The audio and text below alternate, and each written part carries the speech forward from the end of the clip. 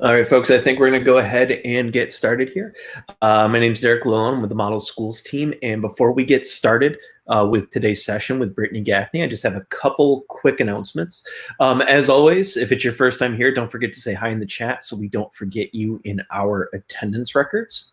And really quickly, I just want to go through the remaining webinar I have for this week. So Thursday is Carl Maganaro presenting on Google Sites as an assessment tool.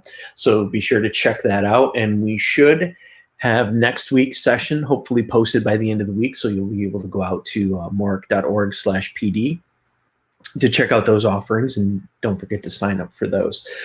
As always, don't forget to like and subscribe. So even if you don't sign up, you'll still get a notification when we go live or when we post a video, so you can go out and check out the content. So with that, I am going to turn it over to Brittany Gaffney here at the Model Schools team.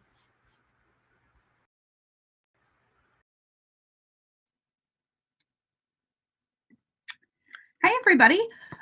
Welcome back on this Wednesday afternoon. So good to see everybody.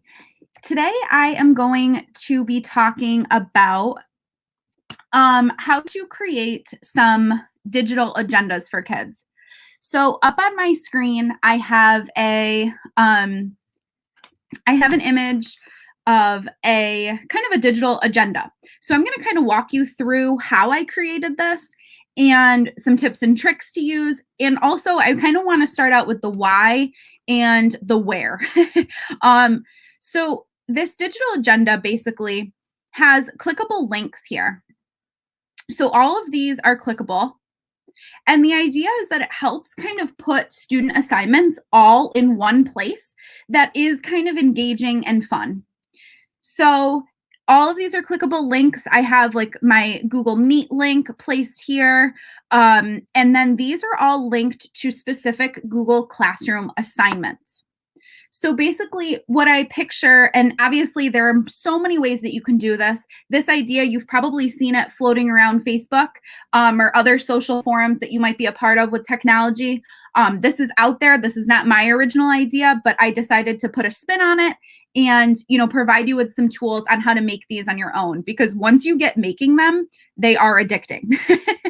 But if you actually look in the description of this webinar, I provided you with a forced make a copy link. So you can have these templates for yourself and that you can, so you can make and edit and do what you wish with them all on your, on your own. So what I show you today, you'll have rights to be able to make a copy and do this totally, and tweak it on your own.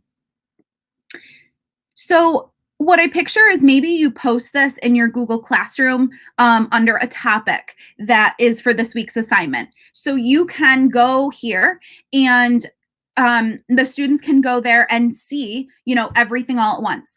If you're using a Google site, or if you have like a Google, or if you have a website already, you could post this, here for them to be able to kind of see all of their assignments all in one place. So let's just kind of dig in a little bit. So when you go to the link in the description, it will trigger you to make a copy. So if you kind of want to go along with this with me, you're more than welcome to. So the first slide, I have that copy link again here. Then I also have the Google Classroom banner template. So you notice across the top of your Google Classroom, I have a template here that I did not create. I think this one was from Allison Keeler, but I'm sharing it with you to kind of spice up your banner. I'm going to be using Bitmojis today. So I provided a link to the Bitmoji Chrome extension. So when I say Chrome extension, it's this little guy up here with my Bitmojis linked. And if you're really loving the Bitmojis that I'm showing you, I would advise maybe making them on your cell phone first. It's a little bit easier to make them in the app on your cell phone. And then when you download the extension, you can log in with whatever account you used to make them on your cell phone. So just a little tip there, because then they'll all be right here and you can click and drag them anywhere on the slide and kind of resize them. So these are really fun. I know Heather talked about Bitmojis yesterday in her webinar too. So they're slowly taking over the world. So I just wanted to share with you some tips and tricks there. And then also, if you teach multiple sections or grades or periods, I wanted to give you a template that is a little bit extra in the sense that you'll notice the one that I just showed you here is maybe for one class, right? Your one homeroom. So here's all of your assignments. But let's say you are, a gym teacher or an art teacher or a math teacher in the middle school or high school where you have multiple sections. I created this template here. And basically the kids will see it in present mode and they can go ahead and click whatever period they're a part of or even grade level. So if you're a gym teacher or an art teacher and you have all of the kids that you service in one Google Classroom, you could make this, grades 1 through 3, grades 4 through 6, But either way, these are clickable. So when I click that, it takes me to my period 1 assignments. So students will be able to click these and be able to take them right to their assignment page. So when I did that by linking these images to a slide here. So I've already done really the linking for you. So once you make this copy for yourself, you can change these. All of the text boxes and change whatever you want to change. So I've linked them and you'll be able to see, how I did that. I just right click. Oops, nope. I click on them, click the link option, and then you can pick which slide you want period 2 to be linked to. So I just kind of duplicated those. So these are some templates to get you started because I promise once you see them in your own hands, you'll be able to take these ideas and just run with them and do super amazing things. So I kind of wanted to give you the basics and the templates that you can use, and then you can kind of take off and run with them. Yes, Alice Keeler is amazing. So is Casey Bell. Really good, awesome women that I look up to. So I think what I want to show you first is just the linking piece. So whenever you have text in a Google slide, you can highlight over that text and right click and find link. And once you click that, you're able to copy and paste a URL, right? So a website link, or you can link it to a slide within the presentation. And actually for this one that I was just showing you, I linked to a slide within the presentation. So when I clicked on something like this image, I can link that, and I picked slides within the presentation. So I can pick which slide I want it to take students to. But in this case, if you wanted a piece of text to take you to a Google Classroom assignment, you would simply just go to your Google Classroom.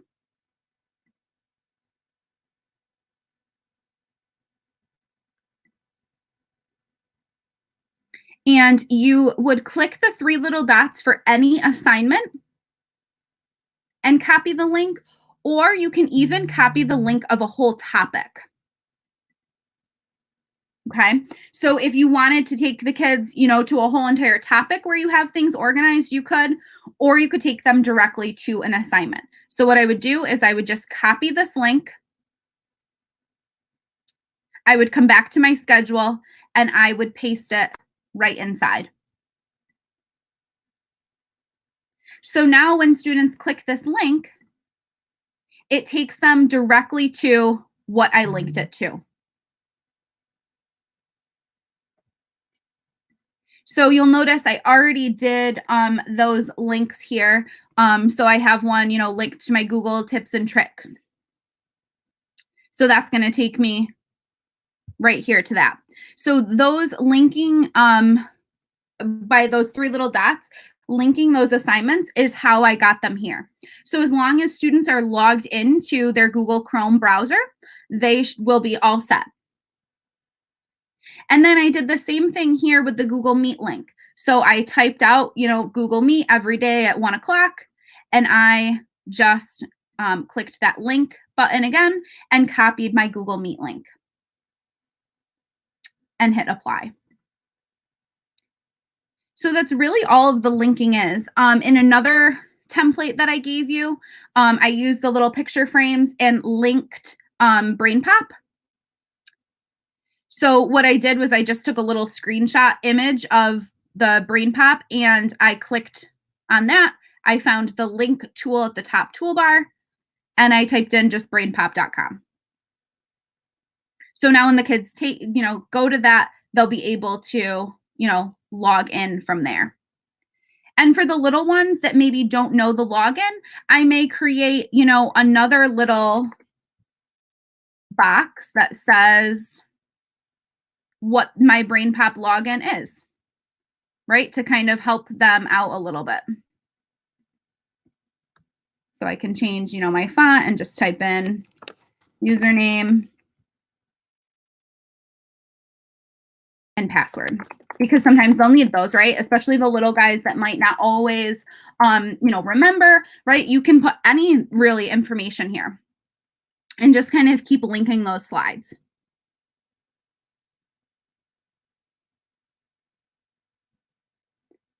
Okay. Let's see. I've been racking my brain trying to figure out how to post only the slide I want, not the whole presentation. Yeah. So Danielle, so if you just want, one of these, if you go up to File, make a copy, and then you can select slides. So like, see how I only selected slide 3? I can hold down my Shift option and select more if I wanted to. But if I just have slide 3 selected, I can do File, make a copy, and then of just selected slides. So it'll kind of create that one slide in a new whole document. So you can just attach that one. So hopefully that will help. And when you click selected slides, it's even cooler because when you're making this copy, it lets you even organize and rename right here. So it doesn't just make a copy off in, Google Space. It lets you organize it right on the spot.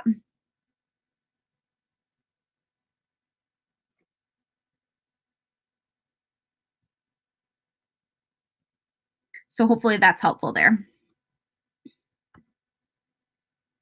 Okay.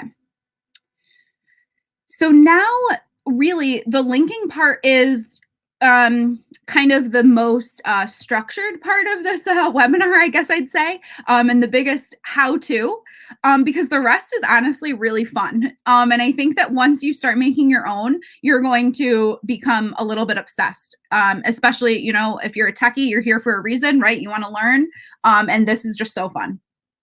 So I shared with you, like I said, already a bunch of templates that I've found, or that I've created, I should say, but of images that I've found and used.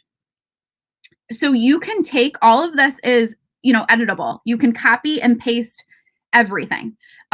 So if you like these push pins but hate the background, copy and paste them to wherever you'd like. But I'm going to walk you through kind of how I made these and what to search for and little tips and tricks for the last half of this webinar. Does that sound like a plan? But I want to show you, in here, I put, obviously this room isn't the cutest or most engaging, but I kind of put random things in here. Like if you like this rug, you can steal that. This desk, I tried to find some really awesome things that I think will be helpful for you to make your own room.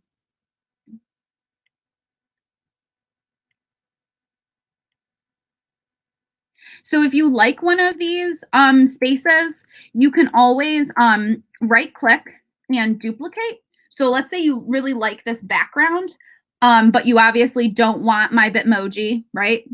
Or the couch. So you can kind of still keep that couch just in case later on you want it, but you can duplicate and kind of create a blank slate for yourself. Okay, so just know this is your copy. So you won't be able to change the original. You won't do anything, wacky. So I'm going to start clean slate and pretend I'm making one of these on my own because I think you're going to love to do this on your own. So the first part is to find my background. So how you see like the floor and the wall. So this is going to be really weird, but I'm going to show you. So you're going to click background and you're going to click choose image. And you're going to do a Google image search. Now, the awesome part about Google image searches within like a Google Doc or a Google Slide is that they're already vetted and filtered for copyright. So basically, whatever I find, I'm able to use. So there are plenty of sites out there that unfortunately we can't really give, share with you because not all of them are copyright. So this is why I like to do a Google image search. Sometimes it takes a few extra steps, but I know that these are safe to use and to share with you. So to get my background, I'm going to type in wall floor. And do you see how I'm finding some of these that have like the brick, right, with the floor, or this background with the floor, or this one's cute. I haven't seen this one yet. So this wall floor option gives you that like 3D image look. And you can be more specific, like if you wanted brick wall floor, you can find ones with brick, so you can play around, but wall floor is really the key word here. So I'm going to choose this one because it seems new. I don't think I've seen this one yet. And go ahead and insert. And you can scroll down. They go on forever. Some of them are great. Some of them are not so great. So you just kind of have to roll with it. I'm going to find this one and hit done. So now I kind of have my backdrop. So now I need to start layering images on top. So the first thing I want to find is maybe like, I don't know, some kind of chair. So if I go to insert image on the toolbar and search the web, a little sidebar comes up here. And the key for searching these I've found is I would type in clip art, chair, PNG. And that PNG means that it will be a transparent image, meaning the background, you won't have like that white outline around anything. It'll be transparent. So usually when you search this, you'll find some, good pieces of furniture. It's kind of like designing a room. And in quarantine, that is sometimes a scary and costly thing to do. But so I can find a chair and I just kind of resize it so it looks, proportional. That's not super proportional. Okay. And now maybe I need a Bitmoji that is sitting, right? So once I have this extension, what I do is Bitmojis are kind of weird to search for, but if you search sit, you can find some sitting Bitmojis. So I'm going to throw mine in there by just clicking and dragging, and then I resize. Now you'll notice right now if I go to put her on this chair, she's sitting kind of weirdly. So whenever I have an image, I can click on it and go to format options. And I can make some adjustments here. So if I go to size and rotation, I can flip her. So now she's sitting kind of the right way on the chair. So now I can just kind of plop her on there. And this is real, actually kind of real life. My feet usually don't touch the floor when I am in real life, but you can stretch a little bit without compromising the look to kind of get the feet to the floor, things like that. Okay.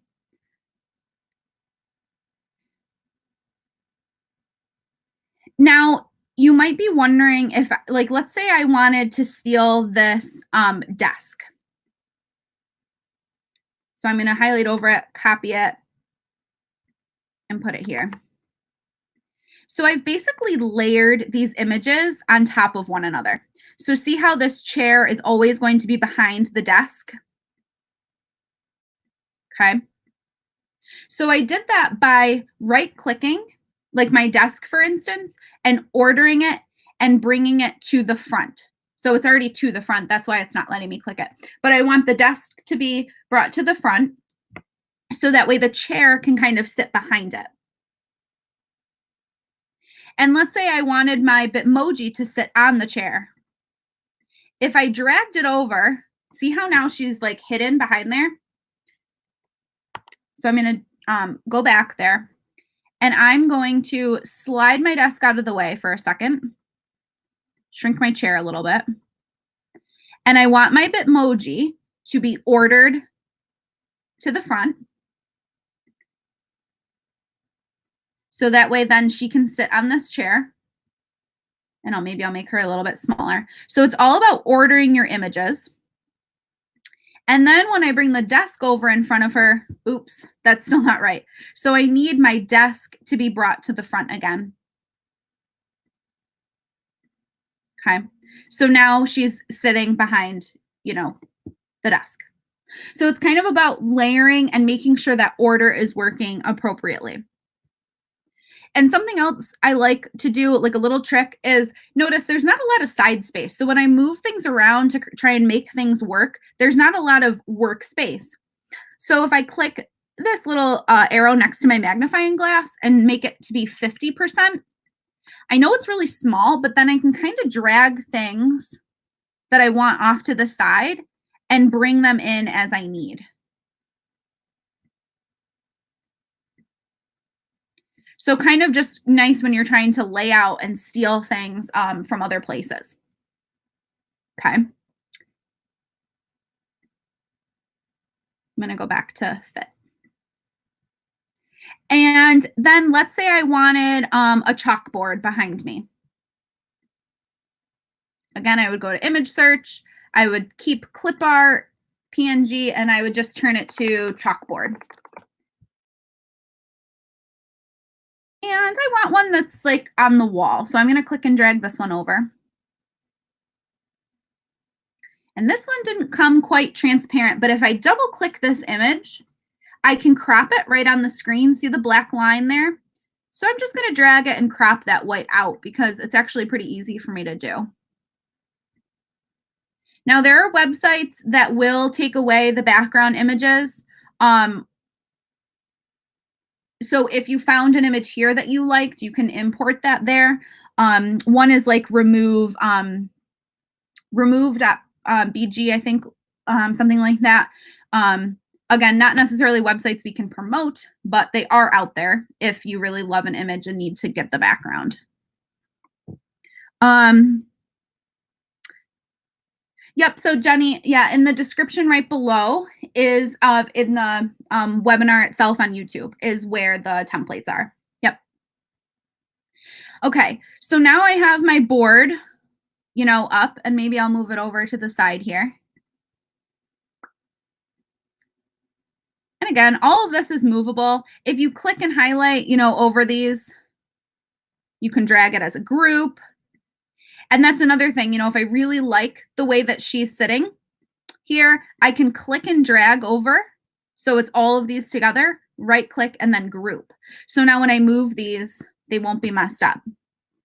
So Terry, this might, so this is kind of like gluing her there. So once you highlight over and kind of capture it all, you can group them together. Yep. So once you get them where you want them, you can group them together.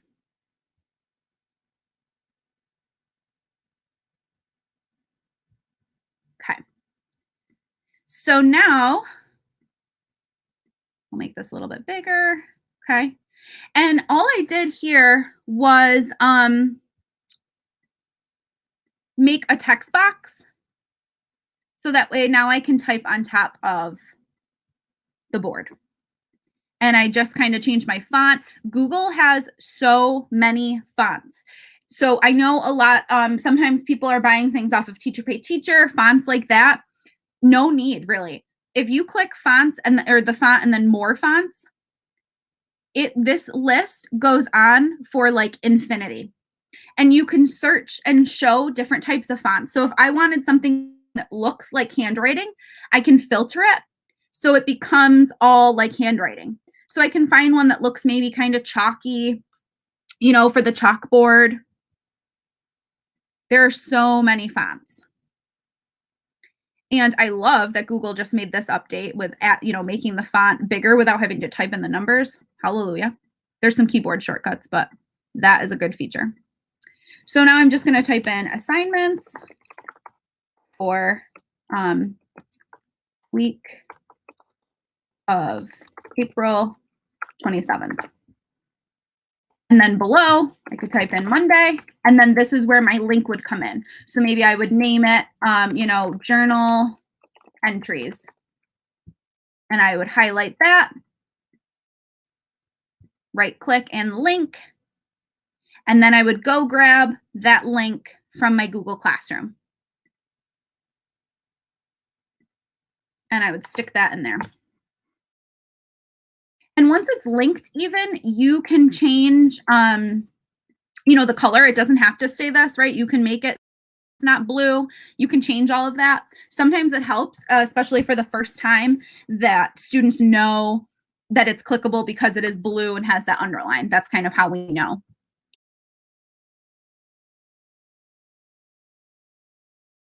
And layer, like you'll notice on some of my other ones, I put like my name on my desk.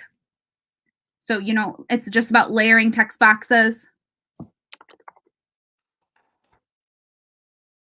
and layering, images.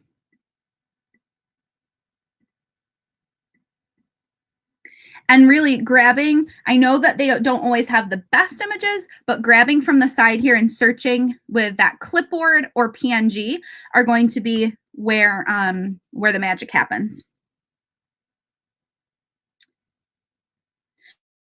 And I gave in the templates too some different examples of how you can build on things. So this one I created a table. See, it's just a table.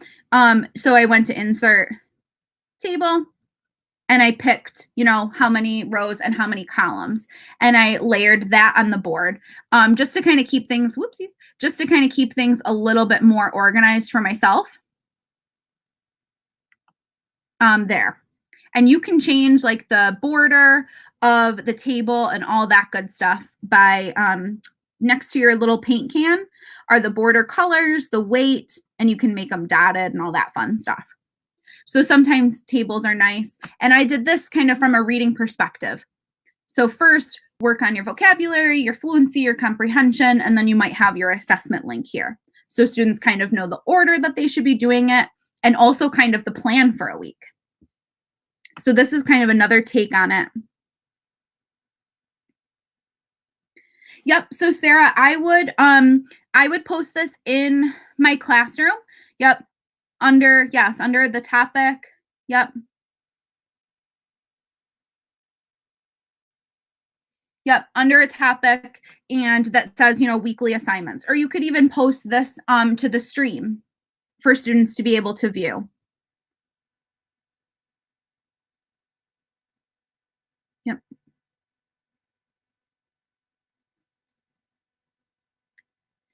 And if you are posting this, obviously make sure it's posted as like a material, so that way it's automatically that view only, so they can just click and not move, anything around necessarily, that they can just click on things. The links will still work. Yeah. And the other option too is if you wanted to take it out of Google Slides and like really lock things down, is once I have my weekly assignment made, so let's say this is the one I'm sticking with, I can do file, make a copy of just selected slides.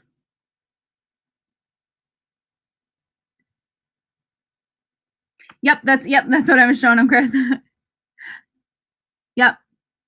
And the image, the image will work too. I was thinking to go the PDF route, but yeah, download as an image. So once you get that selected slide,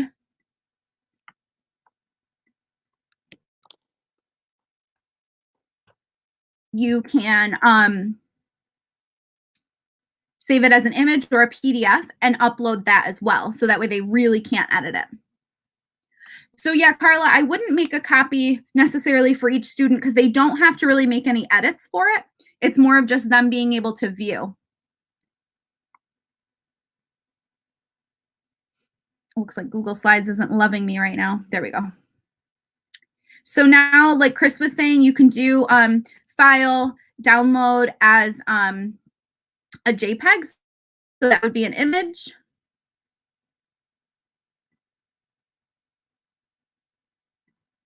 But I don't know if the links are still clickable with the image. So I'm thinking that download as a PDF would be the best way. I think that will work. Yep. Yep, the links will stay live with a PDF.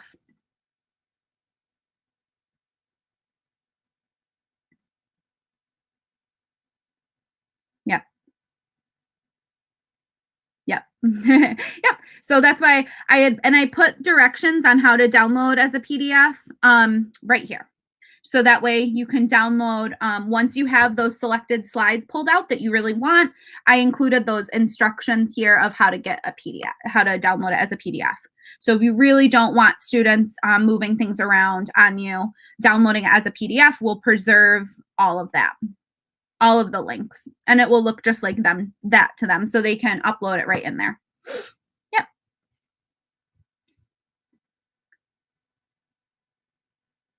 And just make sure when you're doing the PDF option that you do save just the selected slide, right? So you want to make a copy first of just the selected slide. And then once you have that pulled out, then you can do a file download as a PDF.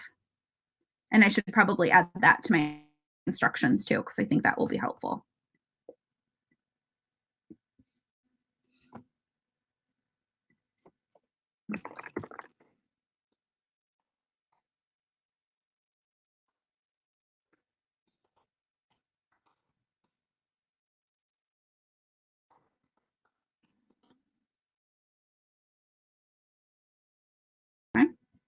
So it is a little bit after 12:30 now, so I don't want to keep you any longer.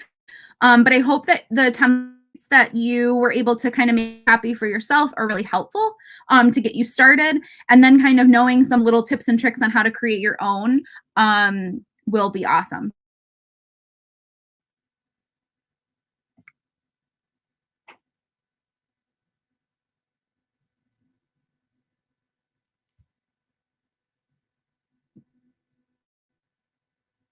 But I will stay on if there's any other questions. And just know there's a million different ways that you can set these up. This one I set up as a choice board. So if you have different options for the kids, this one is actually one of my favorites that I made. Yeah, you can add a video in. I didn't even show that as an example, but yeah, if you insert a video from your Google Drive, awesome, awesome. You can stick a video right in there. And just make sure that, whoa, it took over my whole screen. That's an awesome idea. I'm gonna save this to kind of put up here. You could even put the little frame around it or put this up on the wall instead of my poster. Just make sure that when you're embedding videos within a Google slide that you change those share settings. So by that, I mean, when you're sharing videos inside of a Google slide, make sure that you go back to your Google Drive and find wherever that video is, which I don't even know where that exact video is, but if you find any video you have, make sure you click share and go down to advanced and change it. So either, like I have anyone at the Mohawk Regional Information Center, so yours will be your school domain. Make sure you have it set to that because once you embed the video, it won't automatically share with the kids. So you have to kind of do this extra step when embedding a video or audio into a Google slide. Because I've also seen audio in here. One of my teachers from Rome basically inserted her own audio. She voice recorded using Vocaroo, the online voice recorder, and she inserted that here.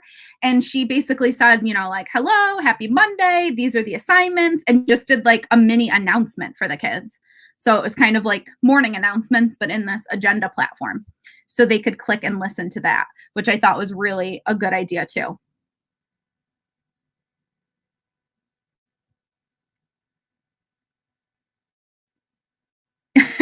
Terry, it definitely is a rabbit hole.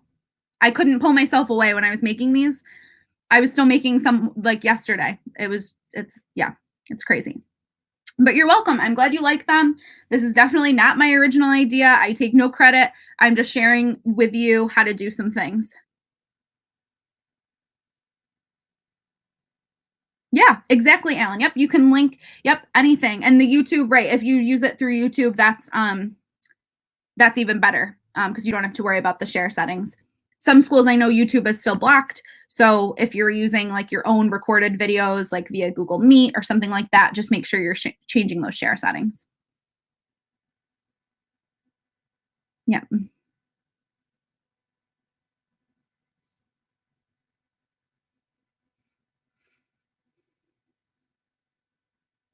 And feel free, like once you make these, share them with me. I love to see all of these creative ideas because they're just so fun.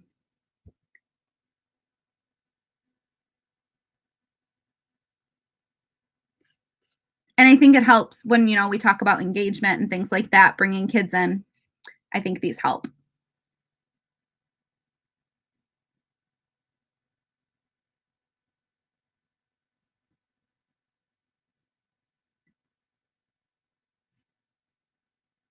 You're welcome. I'm glad this was helpful and fun. Kind of adds a fun twist on some of the stuff that just seems very overwhelming at times. So I hope you have an awesome rest of your afternoon. I'll stay on for any other questions, but I'm going to let you go.